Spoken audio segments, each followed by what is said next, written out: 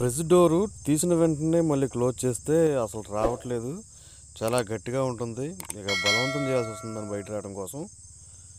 అసలు రావట్లేదు. గట్టిగా లాగితే ఎప్పుడుకో వస్తుంది. దీనికి ఏంటి ప్రాబ్లం అనేది చూద్దాం. మెయిన్ ప్రాబ్లం ఏంటంటే దీనికి ఇంటి దగ్గర ఫ్రిడ్జ్ని సరిగ్గా క్లీన్ చేయకపోవటమే మెయిన్ ప్రాబ్లం. ఈ ట్రే చూడండి, ఈ పైన ఒక హోల్ ఒకటి ఉంటుంది. దీంట్లోంచి వాటర్ అనేది డ్రైన్ అవటం కోసం డ్రైన్ పైప్లోకి వెళ్తుంటాయి. అక్కడ నుంచి వాటర్ అది చూడండి ఎలా ఉందో. ఇక్కడ నుంచి ఆ ట్రైలో ఉన్న వాటర్ డ్రైన్లోకి వెనకున్న ప్యాన్లోకి వెళ్తుంది. చూడండి వాటర్ అంతా కూడా లేకుండా అట్లా లాక్ అయిపోయింది. ఇప్పుడు దాన్ని క్లీన్ చేయడం కోసం కర్టన్కి వేసుకునే స్ప్రింగ్ ఉంటుంది కదా, ఆ స్ప్రింగ్ ఒకటి కావాలి. దాంతోపాటు మన ఈ లైటు ఆన్లో ఉంటుంది. ఎక్కువసేపు ఆన్లో ఉంటే బల్బ్ పాడైపోయే అవకాశం ఉంటుంది. కాబట్టి స్విచ్ ఆఫ్ చేసుకొని మనం ఈ వర్క్ చేసుకుంటాం మంచిది. ఆ స్ప్రింగ్ తీసుకొని డ్రైన్ వాటర్ వెళ్ళేటువంటి చిన్న ట్రే ఉంది చూసారా, దాంట్లోంచి స్లోగా పెట్టండి. ఎక్కువ ఫాస్ట్గా పెట్టకుండా స్లోగా పెట్టుకుంటూ పైకి కిందకి కనుక్కుంటూ ఉంటే దాంట్లో ఉన్న డస్ట్ అనేది కిందకి వెళ్ళిపోతుంది. ఇప్పుడు వెనక ప్యాన్లో చూద్దాం. చూడండి వెనక ప్యాన్లోకి మనం పెట్టిన స్ప్రింగ్ వచ్చింది. చూడండి దాంట్లో ఉన్నటువంటి వాటర్ అనేది వస్తుంది. చూడండి ఒక్కో డ్రాపు. పైన డస్ట్ అనేది పర్టికులర్గా అక్కడే ఉన్నాయి. అది కూడా మనం ఒకసారి క్లీన్ చేసి చూద్దాం. ఫస్ట్ మనం లోపల పైప్ని క్లీన్ చేయడం కోసం పెట్టినటువంటి స్ప్రింగ్ని తీసేద్దాం. అది తీసేసిన తర్వాత దాంట్లో ఉన్నటువంటి ఆ పర్టికులర్స్ అనేది మనం చిన్న బ్రష్ కానీ లేదా చేత్తోనైనా క్లీన్ చేసుకోవచ్చు. చూడండి దానికి ఎట్లా పట్టేసినాయో.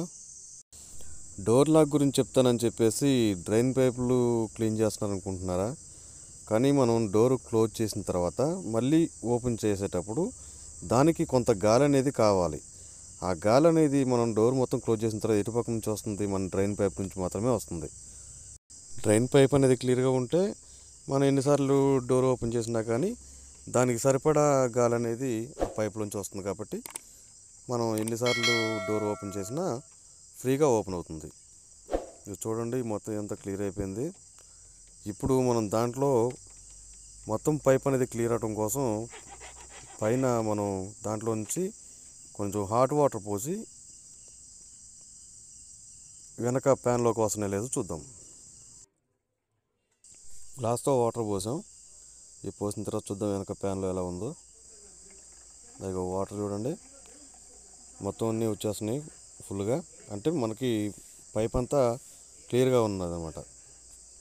పైన డీప్ ఫ్రిడ్జ్ దగ్గర కింద ఉన్నటువంటి ట్రైన్ కూడా శుభ్రంగా చూడండి మంచి నీట్గా క్లియర్ చేసుకొని దాంట్లో పెట్టుకొని ఎప్పటికప్పుడు ఒక నెలకి 15 రోజులకి అట్లా ఎప్పటికప్పుడు క్లియర్ చేసుకుంటే ఎటువంటి ప్రాబ్లమ్స్ అని రాకుండా ఉంటుంది. మెయిన్ చూడండి దాంట్లో ఉన్నటువంటి డ్రాప్స్ ఎట్లా పడుతున్నాయో అట్లా పడి కింద వెనక ఉన్నటువంటి ప్యాన్లోకి వాటర్ వెళ్ళిపోవాలి. ఇక ఫ్రిడ్జ్కి ఉన్నటువంటి వైట్ కలరు బీడింగ్ ఉంది కదా, ఆ బీడింగ్ని చుట్టూ కూడా మొత్తం క్లీన్ చేసుకోవాలి. ఫస్ట్ క్లీన్ చేసుకున్న తర్వాత వ్యాజ్లిన్ ఉంటుంది కదా, మనం వింటర్లో చేతులకి రాసుకుంటాం.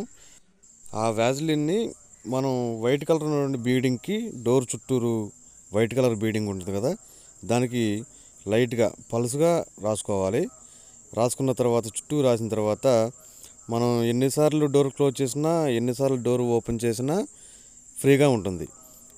ఒకటి ఏంటంటే డ్రైన్ పైప్ ఒకటి క్లియర్ చేసాం ఎయిర్ ఫ్లో అవటం కోసం. ఈ డోర్ కూడా మన బీడింగు లాకింగ్ అవ్వకుండా ఉండడం కోసం వ్యాజ్లిన్ రాస్తున్నాం. దానివల్ల మనకి డోరు ఎన్నిసార్లు క్లోజ్ చేసినా ఎన్నిసార్లు ఓపెన్ చేసినా ఫ్రీగా ఓపెన్ అవుతుంది. చిన్నపిల్లలు ఓపెన్ చేసినా కానీ ఫ్రీగా ఓపెన్ అవుతుంది. చూడండి వాళ్ళకి ఎటువంటి ఇబ్బంది లేకోకుండా. మీకు నా వీడియో నచ్చినట్లయితే లైక్ చేయండి, షేర్ చేయండి, సబ్స్క్రైబ్ చేయండి. Thank you for watching.